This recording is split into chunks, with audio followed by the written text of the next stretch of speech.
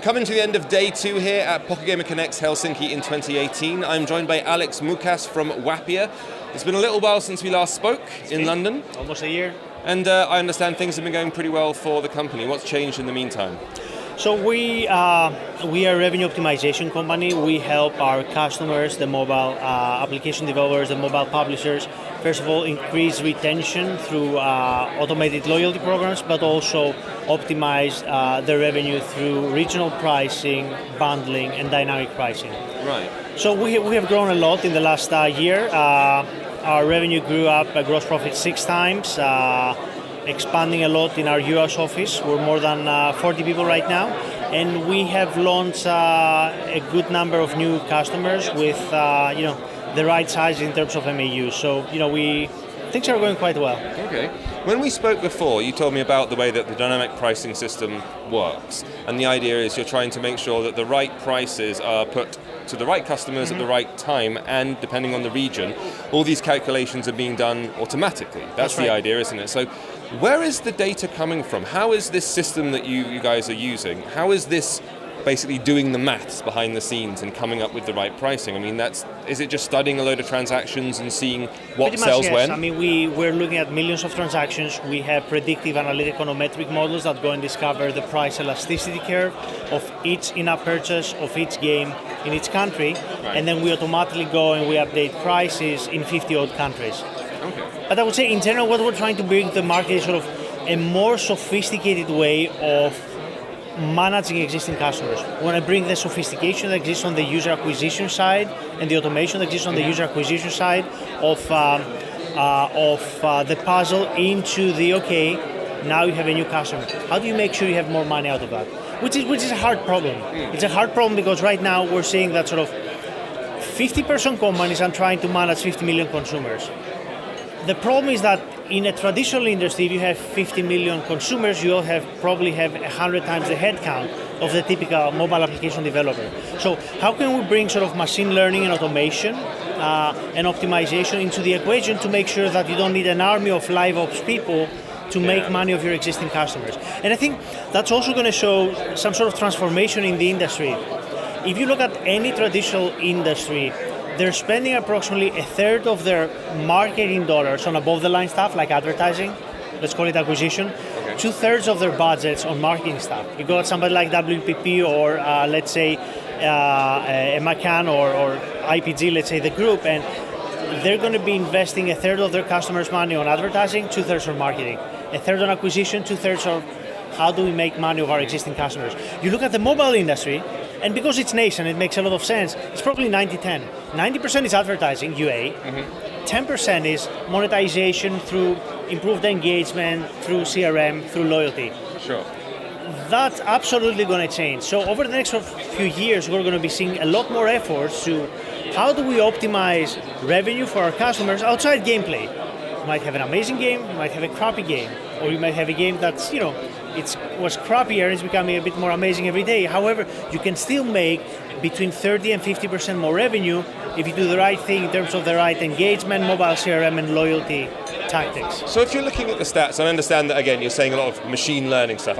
Drift towards me. Yes. Don't be afraid.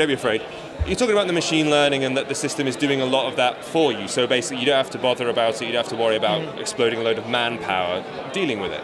Looking at the stats, what have you noticed? Because it's all about trying to grab them at the right time and not put them off within the first, say, 24 hours when they start flashing lots and lots of payments at them. No, of course. Some people push them straight to the shop, and that can be very off-putting. But if you don't approach them at all, they might lose interest before they've made a payment. For sure.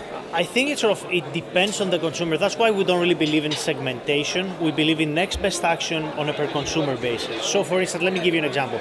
Some of our machine learning algorithms on a per game basis, since we're getting all of the events from the publishers themselves, so for a game, we're trying to understand how many events or how many minutes of gameplay do we need before we decide we have the confidence interval to do what we need to do. So does it take 20 minutes of gameplay before we know somebody's going to become a player or not, is going to be a non-payer within an 85% confidence interval? So that's the first element of our algorithm. The next element is we're building this sort of virtual, based on all the data we get, we build this virtual life cycle of the typical consumer.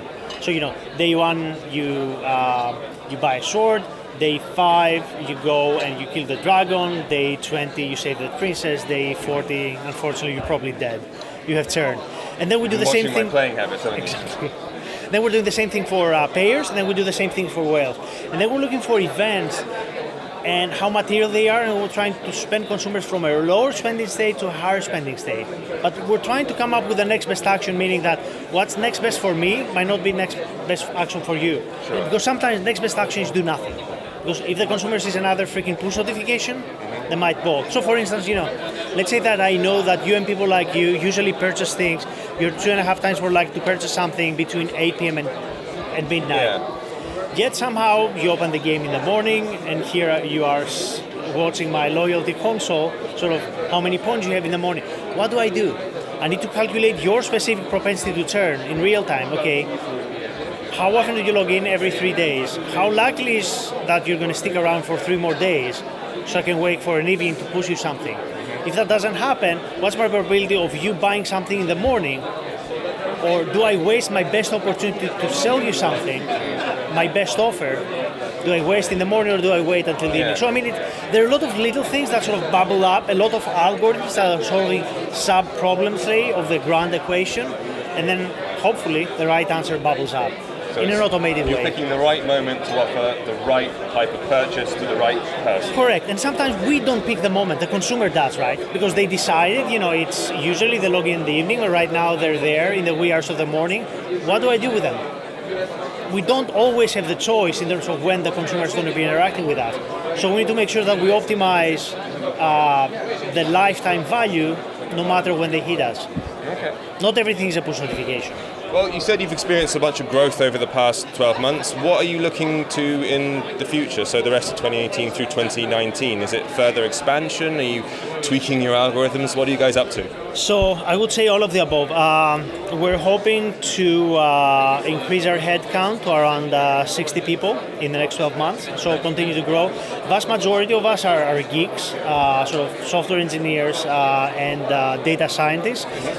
We are going to ramp up a bit our sales to make sure that more importantly, our account manager to make sure that we have enough people on the ground to help our customers. We don't just sell you a platform. Yes, it's self-service. Yes, it does the right thing, but we're there to handhold you in the first few months until you train 1 or 2 people within your organization as a customer. Or if you don't want to train them, we're going to help you manage everything as a managed service. So focus on that, and then in terms of technology, we're putting a lot of effort in additional algorithms. I mean, there are people that are saying, hey, I have the perfect algorithm for this and that. That doesn't exist, right? I mean, we have a multivariate testing system that sits on top of machine learning that constantly tests different algorithms on different sub-parts of the problem to come up with the right solution. So we're going to continue our data science and data sort of engineering questions and try to find the right answers. Then the final thing we're focusing on is analytics, meaning that this is a complex environment.